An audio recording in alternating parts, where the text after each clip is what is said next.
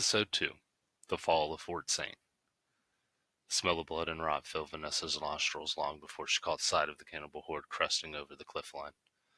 At first it was a few dozen heads poking over rocky cover, and then hundreds.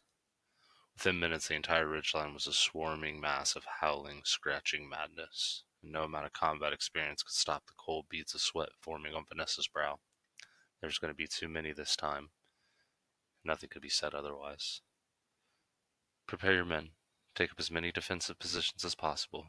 They'll work themselves into a blood fever before you know it. Vanessa turned to her corporal with as much stone in her face as she could muster. Go. Now. Vanessa lifted a radio to her mouth as soon as the soldier was out of earshot and switched a few dials over so she could sync to her personal network. Ajax, dispense the dosage to the civilians if the horde breaks through our defenses. Remind them it's a much softer way to go than being eaten alive. A few moments of silence passed, and then a voice came back in answer. I'll see it done, ma'am. Give 'em hell. A quick burst of static, and the line was dead.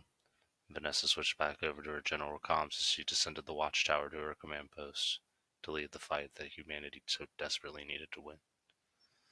The howling intensified as soldiers manned mounted machine guns and mortars. Nearly 1,000 of them manned the walls of Fort Saint that day, all 1,000 knowing there was nowhere else to go.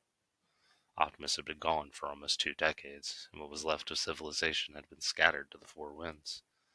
Fort Saint had lost contact with their sister outpost Fort Travel almost a month ago, and there had been nothing but static on the comms since then.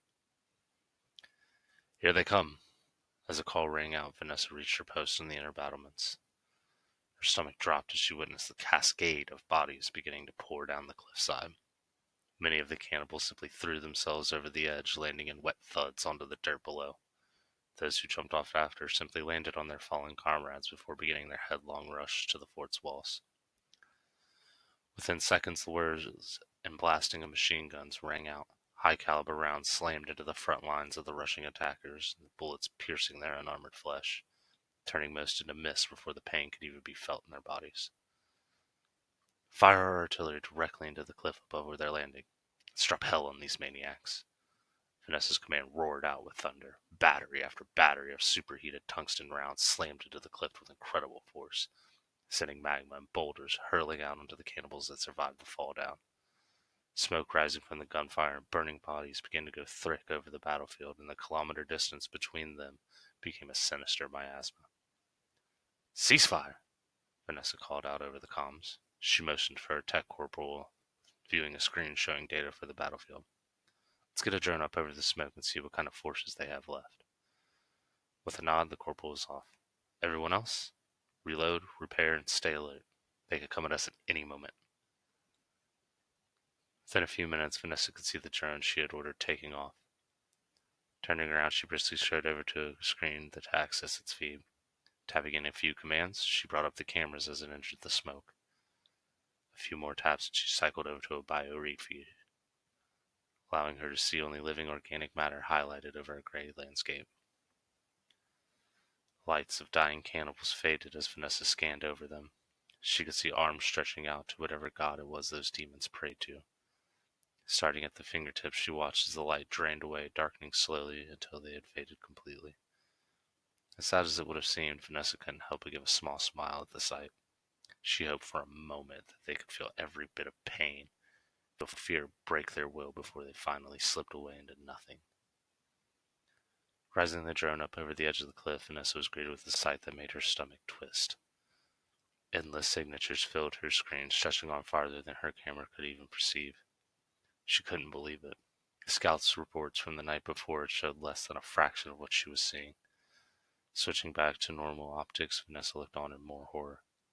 Through the writhing mass of bodies, she could see pits opening in the earth, and from those pits, more of those creatures.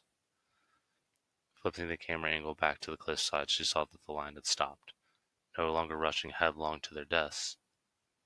Instead, they all began to circle around a central point between them. One emerged from the horde and pointed directly down at the empty spot he stood in. With a loud screech, he gave a command that was no spoken word, but the others seemed to understand it well.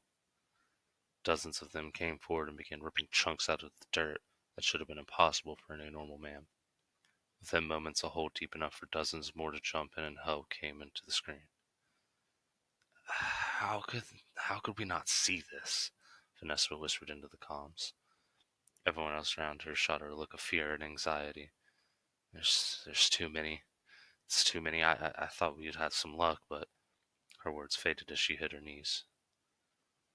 Run, a voice whispered into Vanessa's ear.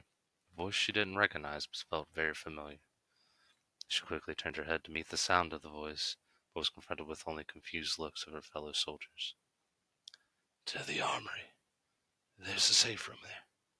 Go! The voice was louder this time and more compelling. Vanessa rose. She was immediately knocked back down by a sudden shake. Lights, monitors, and even other soldiers were thrown as the quakes got more and more violent. With an active effort, Vanessa was able to pull herself back up and look out onto the fort. In utter disbelief, she watched as a giant hole began to form between the outer wall and the main battlements. From that gaping maw, dozens of cannibal raiders began to pour through, all of them shrieking and howling. Hands ground to nubs from their rapid digging, and even with their handicaps, nothing stopped them from coming and using each other as a makeshift ramp to scale the battlement.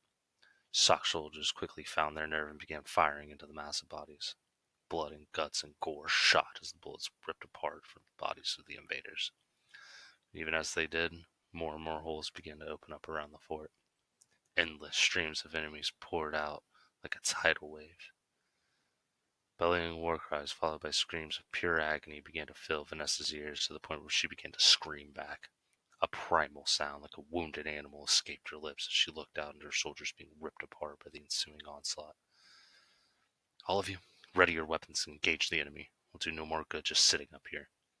Her command was met with hesitation from her fellow soldiers, but the look in her eyes moved their bodies. Reaching into a weapons cabinet, she removed a rifle and a few magazines. Loading one into her weapon, she turned to head for the exit, but was met by someone that she didn't quite recognize. A hooded figure. Not in the traditional sense, but rather covered in a shadow that masked its form. No visible features could be seen, but it stood the height of a normal man, arms to its side and feet apart. No light casted a shadow to show any depth or wrinkles in its closer features. It was as if a cutout of a person stood in front of her and was painted over by the deepest darkness. The voice that spoke to her earlier sounded in her head again. You cannot fight them. You'll only die here. It's just what they want. No real resistance when their champions arrive. I'm sorry, but I can't let you die like this. Within a fraction of a moment, the voice finished. Vanessa felt a cold snap run through her spine, followed by an immediate blackness filling her vision. Her consciousness fell into a pit beneath her, swallowed up until she lost all senses and drifted into a formless dream.